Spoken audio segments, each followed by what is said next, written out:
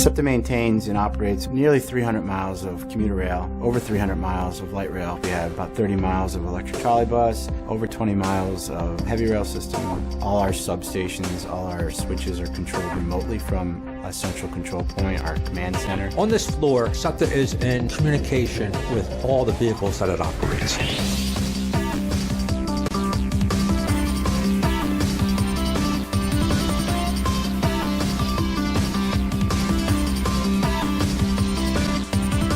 Here, our operators can open a breaker on a remote location, a substation that's located 40 miles from here. The information on our PA systems comes from here. Switches can be operated from here. Train dispatchers can throw a switch to make a train switch tracks as necessary. They can route a train through the system using our control center here. We're one of the few transit properties in the nation that runs the magnitude of service. We have over 2,700 vehicles that we put out on the street every day, and we have all the operators that get on those vehicles. So there is a lot of work that are done by every single district, by every single maintenance shop, by a lot of departments to put people, engineers, operators on a vehicle, and that vehicle to be reliable. Our job is to make sure that the service is maintained on an on-time performance, make sure that the people know that they need to go to a different stop if there's going to be a detour, provide safe, accurate, on-time service for the public. My job is to keep the service going, no matter what happens, whether adverse weather, storms, a fatality, which is extremely unfortunate. My job is to actually keep trains moving, to keep some type of service going on the affected lines. We are the only property in the United States that has all the different modes of transportation. We run bus service, subway service, light rail trolley, both trolley on street traffic, trolley on dedicated right-of-way, and we have an extensive commuter rail operation. All those groups are housed here in the control center. It is an integrated process with all the modes working under one report. Every day we transport approximately 500,000 people. We have 1,180 buses on the street during what would be considered rush hour time.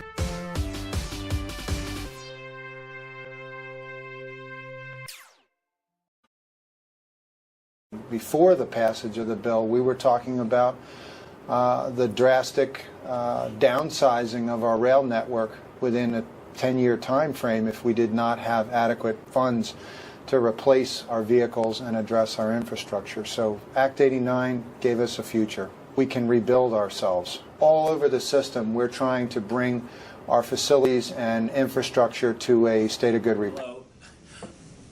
I'm Pat Dient, and I've been chairman of SEPTA since 1999. SEPTA is very excited about the $800 million SEPTA Rebuilding the Future projects. DVRC will lend SEPTA up to $300 million in EB5 financing for the project, which will result in significant savings for SEPTA and the local taxpayers. The remaining cost of the construction will be provided by federal, state, and local funding.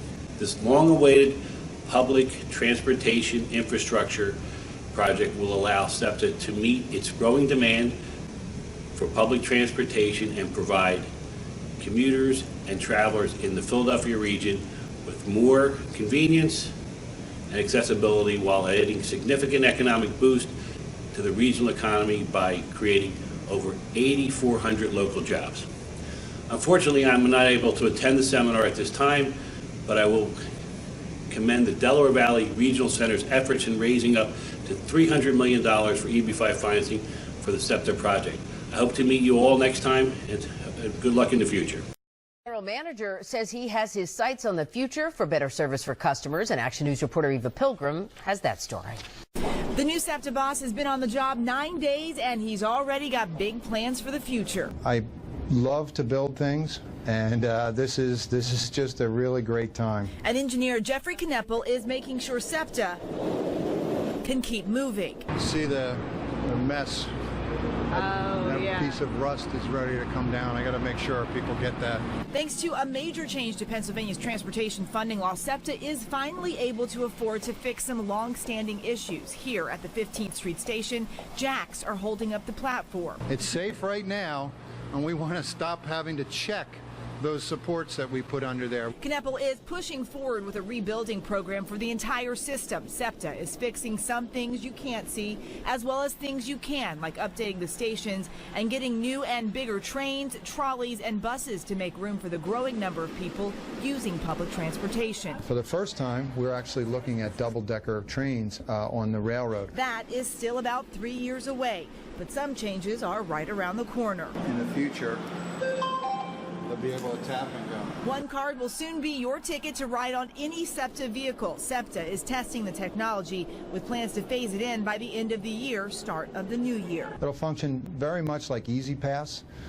You can go online and load money into it, or you can just have it regularly put money into your account. Another much requested addition, SEPTA will add devices to show you on screens and right on your phone real-time information about when your ride will arrive. We can only catch our bus location every 3 minutes based on the kind of antiquated system we have. Going forward, we'll update that every 30 seconds. The goal is really simple, to make sure everyone gets where they need to go. In Center City, Eva Pilgrim, Channel 6, Action News. Today, SEPTA riders will get a sneak peek at an improvement project planned for the 15th Street station. This is what SEPTA has in store for the Center City station. The project will make the 15th Street station safer with new lighting and more user-friendly for riders, especially those who have disabilities. The renovations will begin in December of 2015. New information about 18 new engines on order for SEPTA. Here's a look at what they are getting. Our first look at the new electric locomotives, all decked out in the SEPTA paint scheme. The new engines make up the transit agency's biggest railroad acquisition in a decade. The locomotives will replace several older engines operating on various regional rail lines. The new SEPTA engines will be the same type as the ones Amtrak already uses along the Northeast Corridor. They have a maximum speed of 120 miles per hour, and audio and video recording systems are installed. The first of these engines went into service for Amtrak last year. Who we are and where we're going. When SEPTA was created in 1964, our job was to take the assets of bankrupt private companies and shape them into a vital public transit network managed by a single authority with a single focus on meeting the travel needs of our region. Half a century later, our system is a blend of legacy and modern stations, vehicles, infrastructure. We are the largest system in the Commonwealth and among the top 10 largest in the nation. We're proud of our history, but we've learned the lessons from the past. We realize that in order to be effective, we must adopt a business approach to the delivery of transit services. We've tightened our emissions controls and expanded our recycling program to better sustain our environment while preserving the system. We've grown new ridership markets and furthered our outreach. But our hard work can only go so far without the adequate funding resources or stakeholder support. With the passage of Act 89 funding legislation, we begin a new chapter. We can build on what we've already started by catching up on the backlog of critical replacement projects, such as the bridges you travel across, the vehicles you ride, and the substations that power our system.